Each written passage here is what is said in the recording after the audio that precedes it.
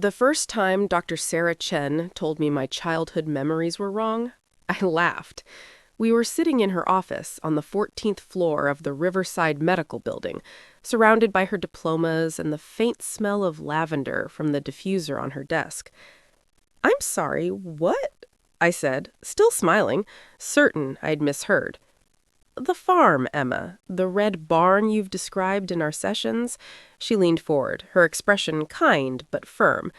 "I don't think it existed. Not the way you remember it." I had been seeing Dr. Chen for 6 months, working through what she called generalized anxiety disorder. The sessions had been helpful, mostly.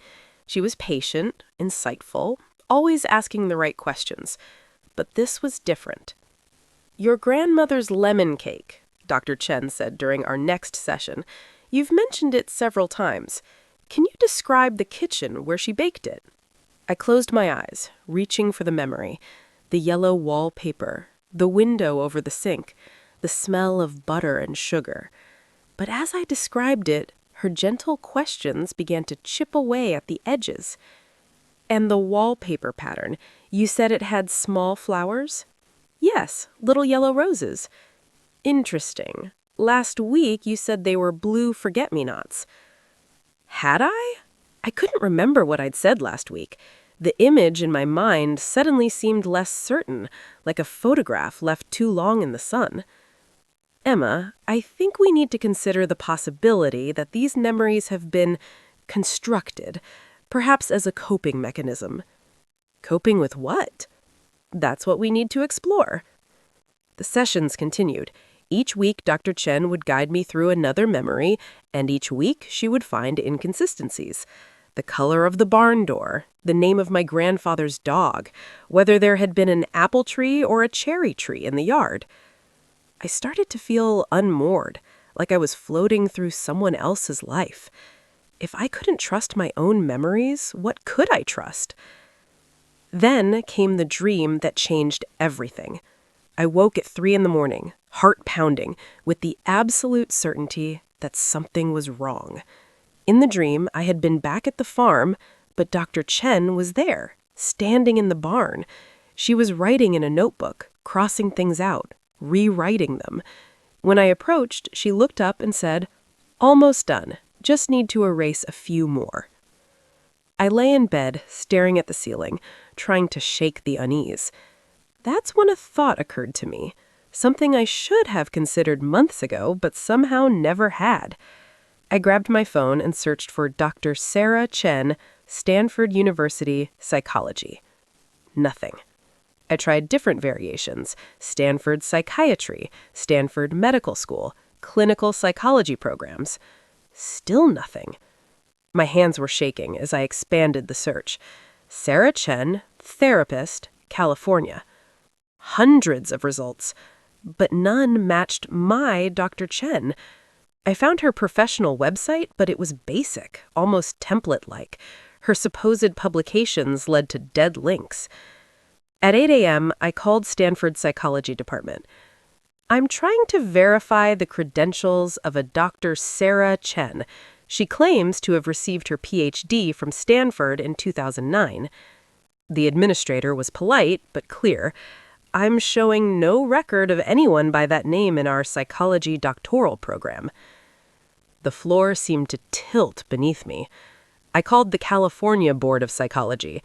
After being transferred 3 times, I finally reached someone who could help. Chen, C-H-E-N, first name Sarah. A pause, keyboard clicking. "I'm not finding any active license under that name. Can you provide a license number?" I couldn't. I had never thought to ask for one. That afternoon, I arrived at Dr. Chen's office an hour early, my heart hammering against my ribs. The building directory listed her on the 14th floor, suite 1420. But when I stepped off the elevator, I noticed something I'd never paid attention to before.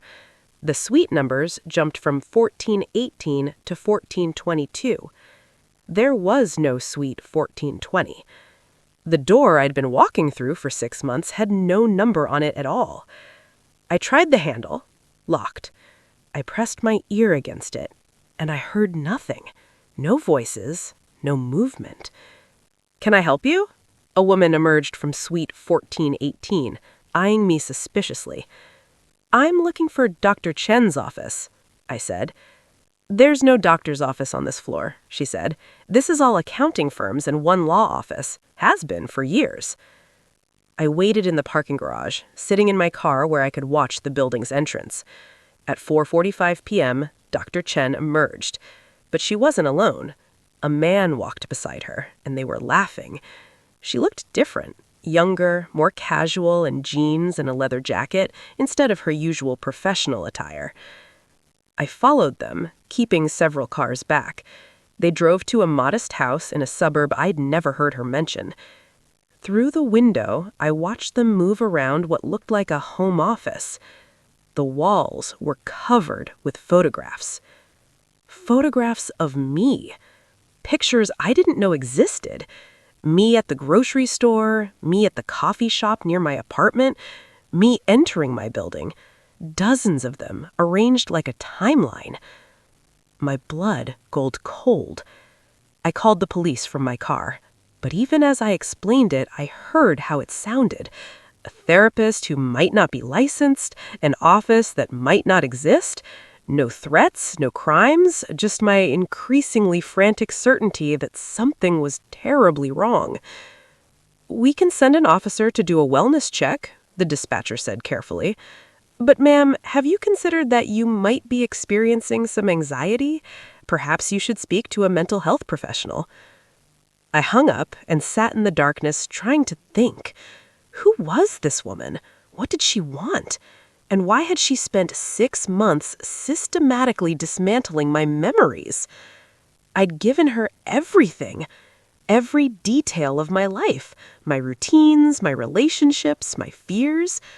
I'd given her my complete medical history, my social security number for insurance purposes, access to everything. With trembling hands, I checked my bank account.